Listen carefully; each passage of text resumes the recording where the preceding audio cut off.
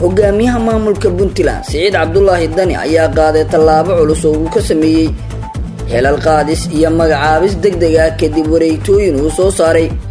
Dani ayaa maamul cusub u magacaabay gobolka Nugaal isaga oo dhammaan xilalkii ka qaaday gudoonkii hore ee gobolkaas oo ay haatan ka jirtay xiisad siyaasadeed oo xoogan.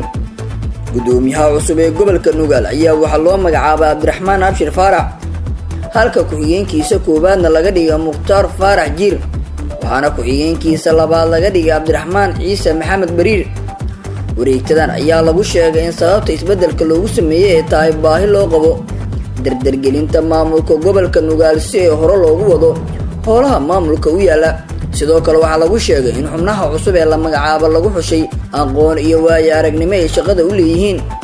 qoraal lagu daabacay madaxtooyada Puntland ayaa lagu sheegay in markii uu arkay hogaamiyaha Puntland dastuurka dowlad goboleedka Puntland qodobkiisa 8aad markii uu arkay baahida loo qabo dardargelinta maamulka gobolka Nugaal markuu arkay aqoonta kartidooda iyo waayo aragnimada shaqada waxa uu xeeriyay in uu gudoomiyaha gobolka ku-xigeenkiisa koobaad iyo labaadba uu magacaabo. gudoomiyaha cusub ee gobolka Gardafuul ayaa sidoo kale isna waxaa loo magacaabay Cumar Ismaan Siciid sida lagu sheegay wareegto kale oo ay soo saartay madaxtooyada Puntland. madaxweynaha Puntland Siciid Cabdullaahi Dani ayaa isbedel ballaaran ku sameeyay. sidoo kale hogaamiyaha Puntland Siciid Cabdullaahi Dani ayaa isbedel ballaaran ku sameeyay taliyaasha qeybaha booliska gobolka Nugaal, Karkaar, Gardafuul iyo Sanaag. gaashaanle sare Maxamed Cali Axmed ayaa loo magacaabay taliyaha qeybta booliska ee gobolka Nugaal waxaana gaashaanle sare Xuseen Cali Maxamuud taliyihii hore ee qeybta booliska gobolka Nugaal isna loo bedelay taliyaha qeybta booliska gobolka Karkaar.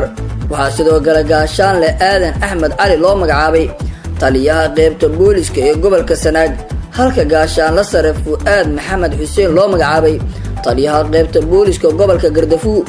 dhammaan tallaabooyinkii xalay uu qaaday hogaamiyaha Puntland Siciid Cabdullaahi Dani ayaa ku soo aadaysa xilli Puntland ee wajahaysa xaalad cakirnaan ah oo ka dhalatay muranka doorashooyinka oo ay shaki badan ka qabaan mucaaradka Puntland.